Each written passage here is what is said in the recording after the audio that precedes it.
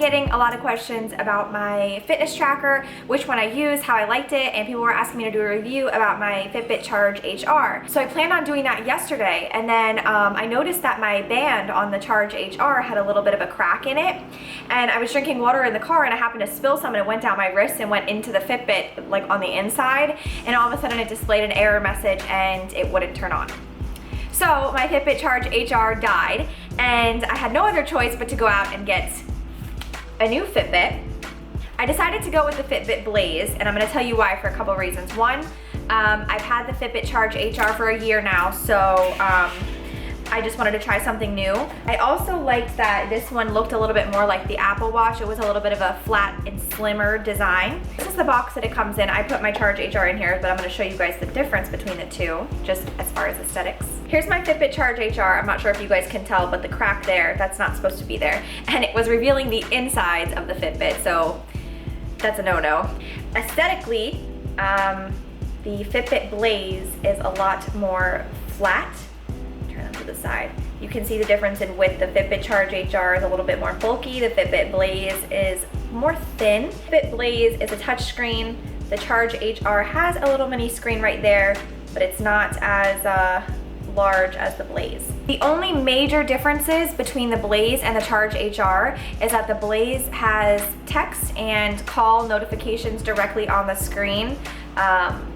Very similarly to the Apple Watch. The band on the Charge HR is thicker, and like I said, it sticks out a little bit more. The Blaze, on the other hand, lays a little bit more flat. Even though the face of this watch is larger, the entire watch feels much lighter and less bulky than the Charge HR. So depending on what you like to have on your wrist, if you don't mind a bigger face watch for it being lighter, you might want to go with the Blaze, but if you want something more sleek, the Charge HR would be better for that.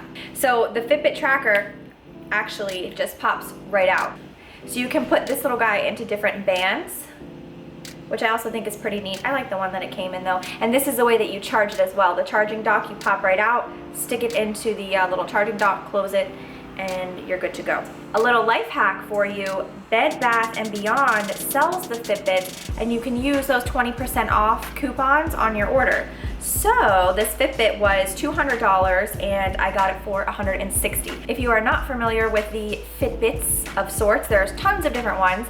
I happen to just like the ones with the heart rate monitor, obviously because I work out, and I get questions asking if it's accurate.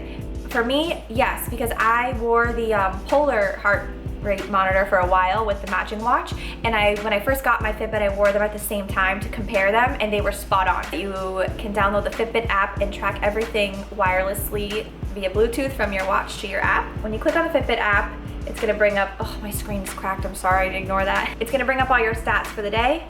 And so I'm just gonna go to yesterday's, for example, because obviously it's like the morning, so I haven't done anything yet. Yesterday's stats, you can go through the app, you can see in detail what everything is. You can track your sleep, you can see that. All Fitbit apps and watches work the same. It doesn't really matter what Fitbit you have, you're still gonna be able to get this app. The only difference is if it doesn't have the heart rate, obviously you won't be able to track your heart rate. That's pretty much how the app works. How it detects the heart rate is another good question. There's actually a little LED light sensor on the underside of the watch that reads the blood going through your veins. So when you go to sleep at night, it automatically detects that your heart rate drops and it starts to track your sleep. So I think that's pretty cool. I don't have to worry about entering my sleep. It automatically knows when I fall asleep, and it tells me when I'm restless. The watch can detect when you move, when you get up. Obviously your heart rate will rise. Actually right now I happen to be getting a call.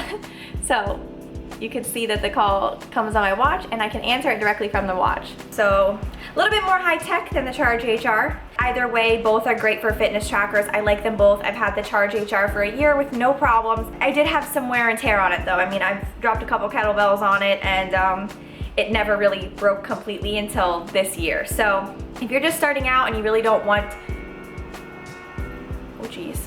If you're just looking for a simple heart rate monitor that you don't have to worry about too many other details, the Charge HR is always a good choice. The Fitbit Blaze is a little bit more stylish, and I actually am really impressed with how lightweight it was. I'm very shocked that I'm not annoyed with it yet. So obviously the Charge HR does not have the GPS capabilities on it, and I've never used it before, so I want to kind of test that out, maybe take it for a run just around the block and see how it works, and I will show you guys interactively how it does work.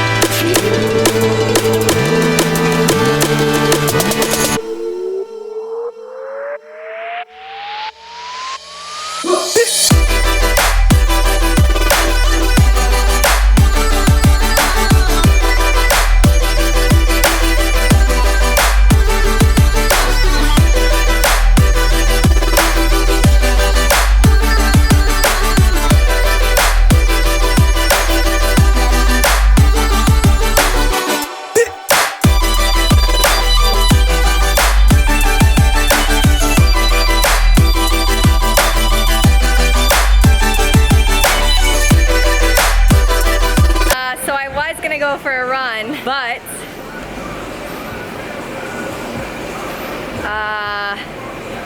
it's downpouring out there, so the run will have to wait for another time.